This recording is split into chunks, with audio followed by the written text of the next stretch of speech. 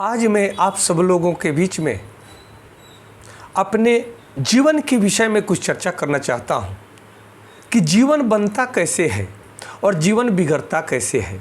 हम सपना कुछ और देखते हैं और बन कुछ और जाते हैं।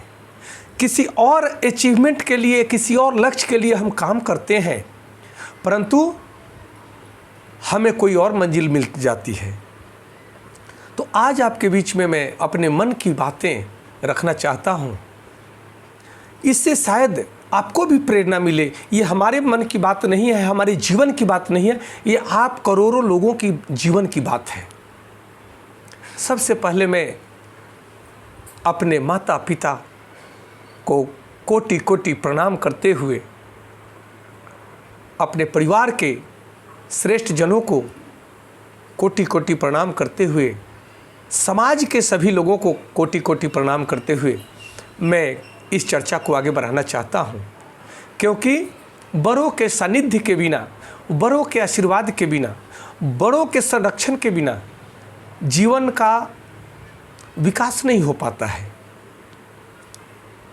मित्रों, मैं 1.5 वर्ष का था तब दुर्भाग्यवश मेरी माता श्री का निधन हो जाता है। 1.5 वर्ष का बच्चा शायद ही माता के बिना जिंदा रहे, ऐसी भाव बड़े बुजुर्ग बताते रहे। जब हमें होश आया, सब लोग बतलाते थे कि जब तुम 1.5 वर्ष के थे तो तुम्हारी माता श्री को असाध्य कोई रोग हो गया, जिस रोग के कारण वो स्वर्ग सिधार गई। अब पिताश्री अपने अकेले दम पे पूरे परिवार को लेकर के पालन पोषण करते हुए, और गांव का स्थिति आप जानते हैं, मेरे पिताजी शिक्षक थे, सरकारी स्कूल में शिक्षक थे। उस समय की बात बताते हैं कि उस समय 30 रुपया तनख्वाह हुआ करता था, और स्कूल जाना, हम 4 भाई और 3 बहन, इन 7 परिवार को देखना, लालन पालन करना और पैसे कमा करके भी लाना कितना कठिन होता है। और शायद पिताजी का उम्र 45-50 ही होगा, 55 होगा, शायद 50 के आसपास होगा कि हमारी माता श्री का देहांत हो गया। अकेले बल पे ये सारा दर्द सहते हुए, अपने परिवार का लालन पालन, बच्चों का लालन पालन करते हुए उन्होंने कैसी तपस्या की है, मैं उनको कोटि कोटि प्रणाम करता हूँ। उनके आशीर्वाद से ही हम सब लोग एक स्थिति को प्राप्त कर पाए हैं, अन्यथा इधर से उधर पता न किस रास्ते जाते, कोई अंदाजा नहीं। पिताश्री हमेशा अपने बच्चों के लिए अपनी जान दे करके भी पालन पोषण किए। 50 की उम्र था, शायद गांव के लोग भी कहते थे कि दूसरी विवाह कर लो। तो हमने पिताजी के मुखारबिंद से सुना कि पिताजी जब हम लोग थोड़ा समझदार हो गए तो कहते थे कि विवाह का मुख्य उद्देश्य होता है संतान उत्पत्ति, और हमें ईश्वर ने संतान दिए हैं। पत्नी नहीं रही, दूसरी पत्नी अगर आ जाती है तो इन बच्चों के लिए बहुत घातक साबित होगा। मैं अपने सुख सुविधा के लिए इन बच्चों के गला को नहीं घोट सकता। गांव के लोगों ने, हित मित्रों ने बहुत दबाव दिए, परंतु उन्होंने ये स्वीकार नहीं किया और अपने जीवन को तपस्या बना करके अपने बच्चों का लालन पालन करते हुए गृहस्थ जीवन को बड़े बखूबी ढंग से निर्वहन किए। सभी बच्चों को पढ़ाने लिखाने, संस्कार से सुसज्जित करने में पिताश्री कोई कमी नहीं छोड़े, क्योंकि पिताजी स्वयं एक बहुत ही अच्छे शास्त्रनिष्ठ गुरु स्वरूप थे। उन्होंने अनेकों वेदों उपनिषदों का अध्ययन करके कविताओं के माध्यम से लोकगीत लिखा करते थे। और लोकगीत गाया भी करते थे और अपने समाज में और लोग भी आज भी उनके लोकगीत को गाते हैं। हम लोग भी पिताजी के लिखे हुए लोकगीत को गाते हैं और वही संस्कार शायद हम लोगों में रहा। पिताजी शिक्षक थे, इसलिए शिक्षक लोगों का आना जाना घर पे रहता था और पिताजी का हमने देखा है आज भी हमारे घर में इतनी मोटी मोटी डायरी कॉपी है जिसमें विष्णु पुराण, रामचरितमानस, वेद, उपनिषद, श्रीमद् भागवत गीता, देवी पुराण, जहाँ जहाँ से पिताजी को मिलता था वो किताबें खरीद कर लाते थे, उसका अध्ययन करते थे और उसका जो मेन पॉइंट था उसको नोट कर लिया करते थे। और 10-20 गांवों में भी पहले शास्त्रार्थ हुआ करता था। गायन के माध्यम से 2 दल खड़े होते थे, 2 व्यास खड़े होते थे और आपस में गायन होता था, प्रश्न और उत्तर का सिलसिला चलता था। उसमें हुआ करता था ये कि किस गांव के व्यास ने जीत हासिल की और कौन हार गया। इस स्थिति में ज्ञानी विद्वान के नाते हमारे पिताजी को भी बुलाया जाया करता था, जाते थे, प्रश्नों का उत्तर समझाते थे। ये सिलसिला चलता था। हमारे बड़े भाई लोग उस समय बड़े थे, मैं बहुत छोटा था, वे लोग साथ में जाते थे, सुनते थे। गांव के लोग आज भी चर्चा करते हैं, बड़े बुजुर्ग चर्चा करते हैं, कहते हैं कि बेटा तुम्हारी माँ जो थी इतना उदार हृदय की थी कि कोई उधर से जाता था तो कुछ ये खा लीजिए, थोड़ा चाय पी लीजिए, ये भाव रहता था। कोई दरवाजे से ऐसे नहीं जाया करता था। वही शायद मेरे माताश्री का, मेरे पिताश्री का, हम लोगों के रगों में वही स्वभाव, आचरण, विचार और संस्कार भरा हुआ है कि हम लोग आज समाज के कहीं ना कहीं एक छोटा सा धार्मिक कार्यक्रम में भाग लेकर के धर्म के स्वभाव को समझते हुए समाज को समझाने का कार्य करते हैं। अन्यथा जीवन तो व्यर्थ चला जाता है। केवल पेट भरना, सोना, जगना, ड्यूटी करना या व्यवसाय करना और ऐसे ही चले जाना, ये जीवन का कोई अर्थ नहीं है। जीवन को जब तक हम समझ नहीं पाए तब तक जीवन का अर्थ ही क्या है। हाँ, उस समय शिक्षक लोगों का आना जाना रहता था। हमें याद है कि जब हम 8वीं क्लास में पढ़ते थे उस समय 2 शिक्षक थे, दोनों भाई थे, काशीनाथ सिंह और विश्वनाथ सिंह। वे लोग समाजोद्धार संघ चलाया करते थे। हमारे गांव चमरहिया के बगल में कोहरा बाज़ार है, मीटिंग हुआ करता था। हम छपरा डिस्ट्रिक्ट हमारा है, बिहार में छपरा डिस्ट्रिक्ट में चमरहिया गांव के बगल में कोहरा बाज़ार है। वहीं पे हम लोगों का मिडिल स्कूल में पढ़ाई चल रहा था। उसी समय समाजोद्धार संघ की स्थापना हुई थी और मीटिंग हुआ करता था। वे लोग हम लोगों को बुलाया करते थे।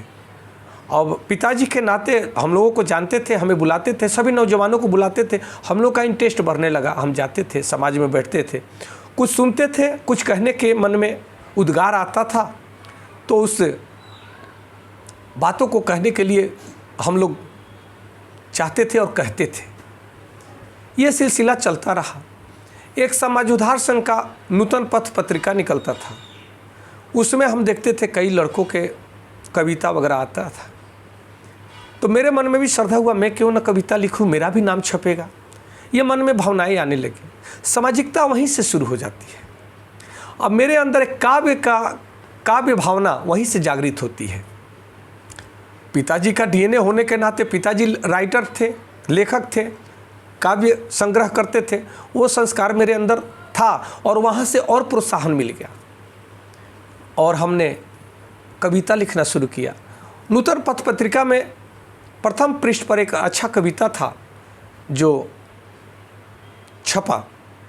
वो कविता का 2 पंक्ति मेरे को याद है। वो कविता लंबा था लेकिन वहाँ पे मशाल लेकर के प्रथम पृष्ठ पर काशीनाथ सिंह जी ने उसको स्थान दिया था कि जब हिंदू मुस्लिम की राइट चल रहा था, उस समय बात आया मंदिर मस्जिद की लड़ाई थी। तो उसमें मैंने एक कविता लिखा कविता ये था कि कविता का ये था कि हमारा आंचल लथपथ लहू से रो रो कर माँ यह कहती है, दिल बिखर गया सीने से जख्म फिर भी हंसकर गम कहती है। भारत को अखंड कहता है कौन, जहाँ बात बात में जंग मचा, भड़कती है हिंसा ज्वालाशी जहाँ खूनों का यूं रंग बचा। सब खून के प्यासे हैं हिंदू मुस्लिम ये सिख ईसाई, अंगारों से खेलते सब खून खोजते हैं बनकर कसाई। कोई किसी से कम नहीं ये शैतानों की बस्ती है, दिल बिखर गया सीने से जख्म फिर भी हंसकर गम सहती है। भारत माँ सभी को समेटे अपने आंचल में रखी है, अपने हृदय में रखी है, परंतु दिल बिखर गया सीने से जख्म बार बार वो सी रही है, सिलाई कर रही है, परंतु इतने कुछ समाज विरोधी तत्व है, राष्ट्र विरोधी तत्व है जो बार बार जख्म दे रहा है, हृदय को चीर रहा है। माँ फिर भी सबको समेटे हुए चाहती है कि आपस में मिलकर मेरे बच्चे चलें, परंतु नहीं, कुछ ऐसा असामाजिक तत्व है जो शुरू से आज तक देश विरोधी में लगा रहा और आज भी लगे हैं, आगे भी लगे रहेंगे, क्योंकि मानसिकता कुछ ऐसी रही है। भारत देश गुलाम नहीं होता। आज जो लोग आतताइयों से, आतंकियों से, लुटेरों से अपना जो संबंध जोड़ते हैं, वे लुटेरे केवल हिंदू को लूटने नहीं आए थे, वे लुटेरे हिंदू मुस्लिम सिख ईसाई जो भी यहाँ के लोग थे सबको लूट कर ले गए। सबके बच्चों के साथ अत्याचार हुआ, सबके साथ बलात्कार हुआ, फिर भी आज लोग उसको आइडियल मानते हैं। ये बड़ा दुख की बात है। इस पर हमने कविता लिखा और उसके बाद मेरे कविताओं का सिलसिला शुरू हुआ। बाद में हमने मैट्रिक किया, फिर कॉलेज में गए। कॉलेज में जाने के बाद कविताओं के सिलसिला चलता रहा। एक कवि बनने का मन में शौक़ हुआ। भोजपुरी में कविता लिखता रहा। बहुत सारी कविताएं हमने भोजपुरी में लिखी है, परंतु मेरा एक मित्र रंजीत सिंह, अभी 1 वर्ष पहले उस हमारे मित्र का देहांत हो गया। बहुत दुखद घटना है। मैं उस मित्र को कोटि कोटि नमन करता हूँ। बचपन से हम लोग रहे एक साथ, हमारे कई मित्र हैं। एक साथ पढ़ने वालों में था रंजीत सिंह, कामाख्या सिंह, प्रमोद सिंह, छत्रपति सिंह, अनिल सिंह। अनिल सिंह भी अब हमारे बीच में नहीं रहा, लेकिन और आप मित्र हमारे हैं जो हम लोग एक साथ में पढ़ते थे। हम लोग गांव के सभी बच्चों में गिनती होता था। ये सिलसिला चलता रहा। तो रंजीत सिंह ने कहा कि तुम यहाँ पे कविता लिखते हो, भोजपुरी में लिखते हो, परंतु जब बाहर में जाओगे, अपने गांव नगर से बाहर जाओगे, तो वहाँ सब लोग भोजपुरी नहीं समझेगा। उसके लिए तुम्हें हिंदी में लिखना चाहिए। फिर मेरे मन अंदर एक प्रेरणा जगी, मैं हिंदी में भी लिखना शुरू किया। और आज दिल्ली में रहते हैं तो हिंदी की ही आवश्यकता है। हिंदी हमारी राष्ट्रभाषा है, सब लोग समझते हैं और हमें भी अच्छा लगता है। कई कविताएं, कई ग्रंथ हमने लिखे हैं। सत्य रत्न महाकाव्य हमने लिखा, श्री राम चालीसा लिखा, हमने श्रीमद् भागवत चालीसा लिखा। अभी हम श्रीमद् भागवत गीता रत्न महाकाव्य की रचना कर रहे हैं। और मेरा प्रयास है, यही भाव है कि समाज के लोग, बच्चे, नौजवान अगर वो पढ़ेंगे तो हम वो कार्य कर रहे हैं कि जो हमारे वेदों, उपनिषदों में, महान ग्रंथों में जो है, उनमें से मैं निचोड़ निकाल करके, उस समुद्र से मैं उस जल को ला करके अपने समाज के नौजवानों, बच्चों, बुजुर्गों सबको पिलाना चाहता हूँ कि थोड़ी प्यास बुझे और उसको समझ करके शायद आपके अंदर बदलाव आए, क्योंकि विचार से ही बदलाव आता है। सबके अंदर शक्तियाँ हैं परंतु सोई हुई हैं, लेकिन कोई उसको जगाता है, कोई ऐसी बातें कहता है तो उसके अंदर की सोई हुई शक्ति जागृत हो जाती है। फिर आगे चल कर के विवाह हो जाता है। ग्रेजुएशन करने के बाद हम लोग, फिर हमारा विवाह होता है। विवाह के बाद गृहस्थी का बोझ सर पे आता है। उसके बाद आगे बढ़ते हैं तो अब नौकरी करना है, बिजनेस करना है, आगे बढ़ना है। बड़े भाई सब लोग दिल्ली रहते थे, इसलिए हमें भी दिल्ली आना हुआ। दिल्ली आकर के कई जगह नौकरी के लिए तलाश किया, नौकरी कहीं मिलती नहीं थी। और वास्तव में कहें तो हमें नौकरी में हमारा मन भी नहीं लगता था। मेरा मन बचपन से ही ताकि कुछ ऐसा करके मरे कि मरने के बाद भी समाज हमें याद करे। मन में एक भाव ऐसा रहा, आज भी है, केवल खाते पीते रोटी के लिए काम नहीं करना है। इसलिए ये चलता रहा सिलसिला। गांव पे थे तो जब फिल्म देखते थे तो होता था कि हीरो बनेंगे, ताकि सब लोग देख करके गर्व करेंगे। हम अपने छत से छलांग लगाते थे, कूदते थे, दौड़ते थे 3 बजे रात में ही उठ करके। आज भी यूपी, बिहार, हरियाणा में सब लोग, हम लोग फौज के लिए भी दौड़ते थे। ये सब भावें रही, ये सब काम करते थे। शाम को फुटबॉल खेलना होता था, सब लोग खेलते थे। दिन में पढ़ाई करना है, सुबह शाम पढ़ाई करना है। गीत संगीत का भी पिताजी हमारे हारमोनियम, ढोलक, नाल, झाल ये सब बजाया करते थे, घर पे रखा हुआ था। गांव के और भी कई गांव के लोग, मित्र लोग आते थे, बड़े बुजुर्ग आते थे और ये टोली जम जाती थी, भजन की, कीर्तन की शुरू हो जाती थी। वो देखकर सिलसिला हम लोगों में भी वही आया। आज हम लोग भी ढोलक, झाल, हारमोनियम बजा लेते हैं, नाल बजाते हैं, भजन वगैरह गाते हैं। ये सिलसिला चलता रहा। दिल्ली आने के बाद ये हुआ कि मैं देखा कि नेता बनेंगे। राजनेता का एक भूत सवार हुआ। नेताओं के साथ में हम दौड़ना शुरू किए, काम धंधा छोड़ करके, और उसी में मन लगता था। लेकिन बड़े बड़े नेताओं के साथ रहने से बड़े विचार दिमाग में आए, तब जीवन में बहुत बड़ा बदलाव भी आने लगा। उन्हीं लोगों के संपर्क से हम लाखों रुपये महीना कमाने भी लगे। बहुत अच्छा काम चलने लगा, मकान वगैरह बनाए, सब कुछ ये हुआ। परंतु लाखों रुपये महीने कमाने के बाद भी सुकून नहीं था। कई बातें ऐसी हो जाती थी कि रात में नींद नहीं आता था। कुछ दिनों तक ये सिलसिला चलता रहा। उसके बाद तो ऐसा हुआ कि रात में सोने जाए तो लगता था बीपी बढ़ जाए, नींद ना आए, आंख बंद करें लेकिन बीपी बढ़ा हुआ है तो धक धक धक धक दिल कर रहा है, लगता है कि ब्रेन हेमरेज हो जाएगा। यह स्थिति आ गई थी।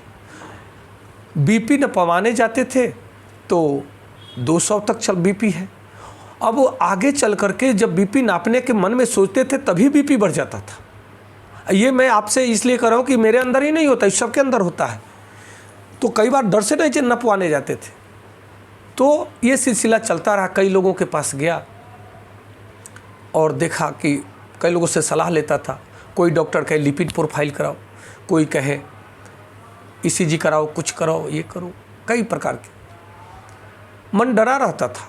एक जगह गए, एक डॉक्टर है यहीं पे, बहुत अच्छे डॉक्टर है, हार्ट स्पेशलिस्ट है। उन्होंने देखा तो उन्होंने बीपी का दवाई लिख दिया, कहा कि कोई दिक्कत नहीं है, बीपी का दवाई खाओ। एक बात आपको बता दूं, मैं गांव पे बड़े बुजुर्गों से सुना था कि बीपी, शुगर, थायराइड की ये ऐसी बीमारियां हैं कि इनका एक बार अगर आप अंग्रेजी दवा खा लें तो जीवन में वो आपको छोड़ नहीं सकते।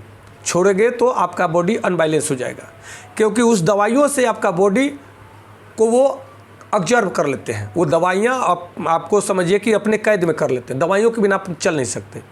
मैं दवाई भी खरीद लिया 200-300 रुपये का, फीस भी दिया, लेकर आ गए, लेकिन इस डर से खाया नहीं।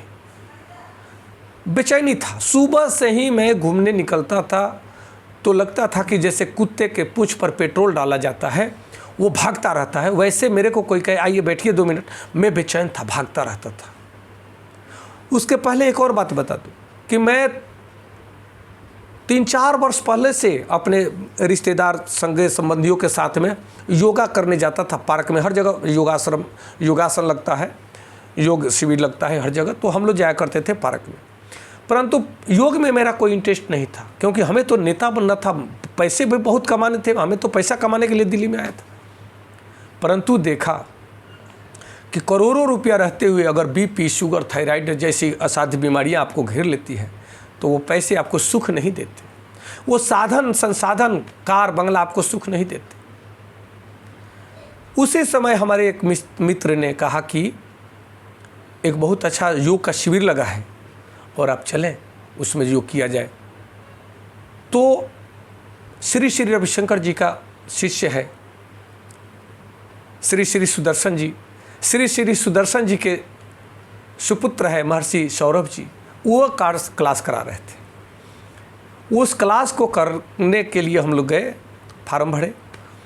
तो 4 बजे से सुबह से जाना था। उनका इतना नियम सख्त है कि 4 बजे से 1-2 मिनट चल जाएगा, लेकिन 5 मिनट बाद आप आओगे तो आपकी एंट्री नहीं होगी।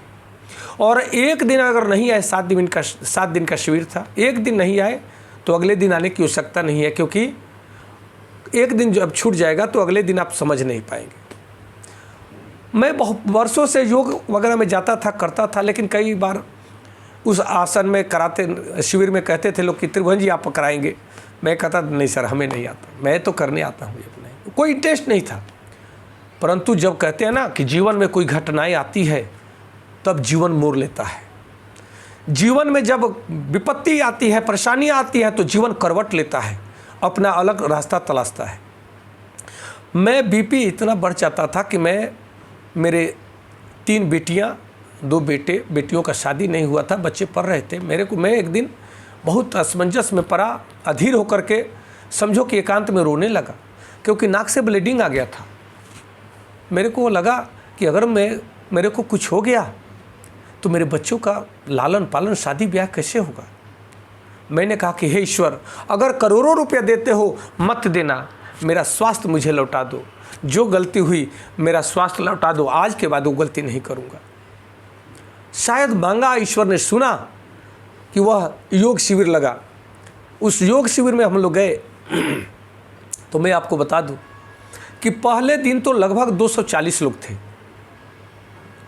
और महर्षि सौरभ जी इतने सख्त हैं कि उन्होंने बात जो करते थे, कुछ लोग दंडता के साथ बात करते थे, वो भगा देते थे। उन्होंने कुछ क्वेश्चन किया कि आप किससे प्रेम करते हो। किसी ने कहा माता से, पिता से, गुरु से, भगवान से। महर्षि सौरभ जी ने कहा कि सब झूठे हो, सब अपने से प्रेम करते हैं, और सच्चाई यही है। कुछ लोग लगे उसी में बातें करने, उनके बातों को तथ्य से नकारा साबित करने लगे। महर्षि सौरभ जी बोले कि तुम हो गए बहुत बड़ा वेदांती, चले जाओ, ये शिविर हमने अपने पैसे से लगाया है, मुफ्त में लगाया है, और इसका पेमेंट हम करते हैं। सुनना है तो सुनो, अन्यथा यहाँ से चले जाओ। और आपको मैं बताऊँ, ये सच्चाई है। जब आप किसी को समझाने चाहें तो 10 लोग आप ही को समझाने लगेगा, वो करेगा कुछ नहीं। और आप जो करने को कहते हैं, कोई करने वाला है उसको करने भी नहीं देता। अंत तक 7वें दिन हम लोगों ने महसूस किया कि 80 लोग के लगभग बच गए थे, धीरे धीरे लोग चले गए थे। परंतु महर्षि सौरभ जी का वो बात हमें जो दिल में लगा, उन्होंने कहा पहले ही दिन कि अगर तुम शुगर, बीपी, थायराइड, कब्ज, बवासीर, माइग्रेन, किसी भी कोलेस्ट्रॉल वगैरह किसी भी प्रकार की अगर दवाई खाते हो तो सारी दवाइयाँ या तो नदी में फेंक देना, नाले में फेंक देना, या जला के आना, क्योंकि 7 दिन के बाद तुम्हारा पुनर्जन्म होगा। जो विधि मैं बताता हूँ, जो सिद्धांत मैं बताता हूँ, अगर उसका जीवन भर फॉलो करोगे तो तुम्हें दवाई खाने की आवश्यकता नहीं होगी। ये बात हमें लगा, और उन्होंने अपना जो सुदर्शन क्रिया है, योग क्रिया है, ये सब कराए, वो सब हम लोगों ने किया।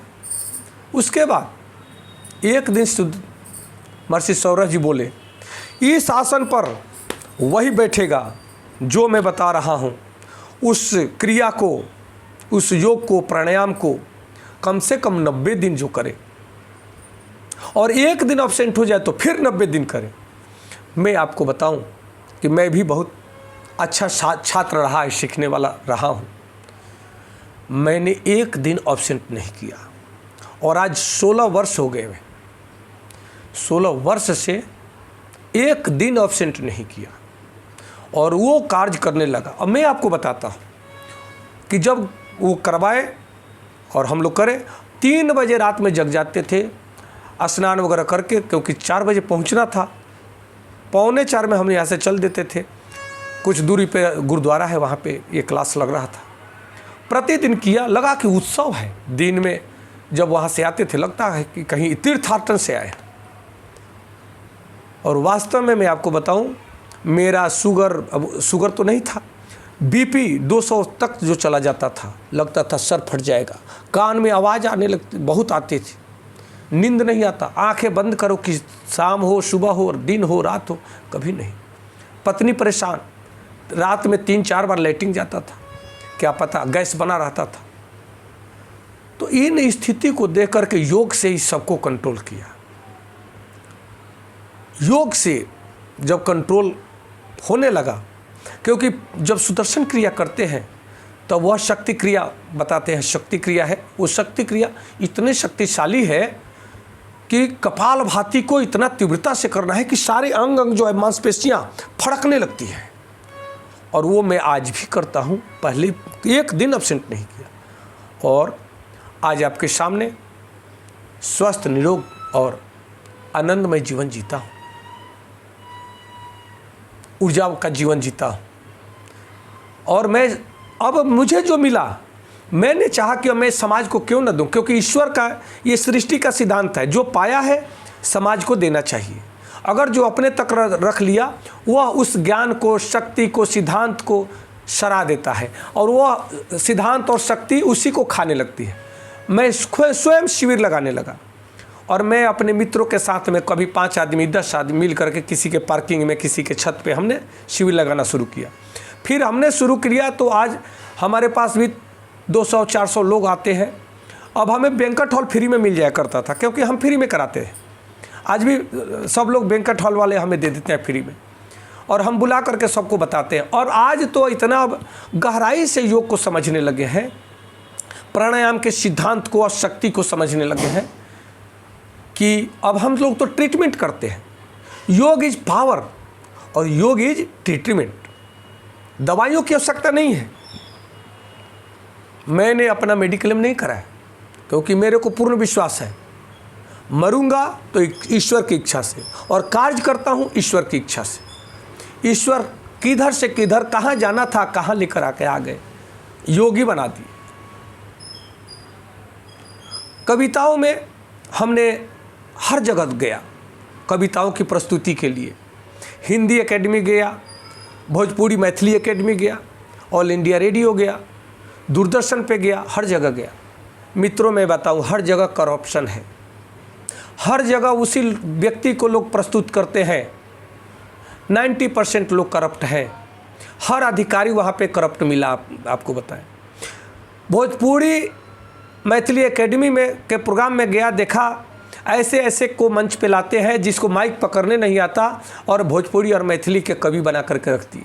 हिंदी कविता का, हिंदी का विस्वर्ग कहाँ लगेगा, अनुस्वार कहाँ लगेगा उसको, जिसको पता नहीं, हलंत कहाँ लगेगा, उसको लाकर मंच पे रख देते हैं। और बड़े ज्ञानी, अच्छे अच्छे जो तपस्या करने वाले कवि हैं, राइटर हैं, उसको स्थान नहीं मिलता। वही हमारे साथ हुआ। ऑल इंडिया रेडियो में हमारे एक परम मित्र मिले, रामत और बैरवा जी, जिन्होंने हमें अवसर दिया और महीने में 1 से 2 बार बुलाने का, गोष्ठी में शामिल करने का प्रयास करते हैं। अन्यथा कहीं जगह न मिला। परंतु मैंने भी संकल्प कर लिया कि सिद्धि किसी की मोहताज नहीं होती है। मैं साधना करता हूँ, कविता मेरा साधना है, योग में मेरा साधना है, मेरा जीवन मेरा साधना है, गृहस्थ में ये मेरा योगाश्रम है। और आज एक बात बताऊं, मैं, मेरी पत्नी, मेरे बच्चे सब योगी हैं। हम प्रतिदिन योग करते हैं। बिना योग किए घर में खाना कोई नहीं खाता है। और हम आपके आशीर्वाद से इस रोग भरी दुनिया में हम निरोग का जीवन जीते हैं, आनंद का जीवन जीते हैं। जीवन जीने के लिए ज़्यादा पैसे की आवश्यकता नहीं है, बड़े बंगले, बड़े कार, बड़े पैसे की जरूरत नहीं है। शुद्ध मन की आवश्यकता है। भगवान कृष्ण कहते हैं कि शांति के बदले अगर तीनों लोक का साम्राज्य मिले तो भी घाटे का सौदा है। इसलिए अब हम समझ गए, हमें करोड़ों रुपए की आवश्यकता नहीं है। अब हमें पैसे की ज़रूरत नहीं है। जितना ज़रूरत है उतना हम चित्रांश इंस्टीट्यूट चलाते हैं, जिससे बच्चों का शिक्षा देते हैं और गुरुकुल की तरह हम बच्चों को ज्ञान देते हैं। बच्चों को माइक पे बोलना, बच्चों को कविताओं को उसके विषय के ही, सब्जेक्ट के विषय के कविताओं को ही प्रस्तुत करना। जो बच्चे कुछ डांस करना चाहते हैं, कोई भाषण देना चाहते हैं, उनको उसी रूप में हम प्रेजेंटेशन देने के लिए प्रोत्साहित करते हैं। क्योंकि हम न करेंगे तो कौन करेगा। माँ बाप के पास समय नहीं है, तो ये हम लोगों का दायित्व बनता है कि हम अपने बच्चों को संस्कारवान बनाएं, क्योंकि हर बच्चों में परमात्मा ने हर प्रतिभा भर दी है। उन प्रतिभाओं को निखारने वाला तो चाहिए। हम बच्चों को भी, अपने बच्चों को भी और समाज के बच्चों को आह्वान भी करते हैं कि आप आएँ, बच्चों को हम श्रेष्ठ शिक्षा देने का अधिकारी हैं और हम पढ़ाते हैं, पढ़ते हैं।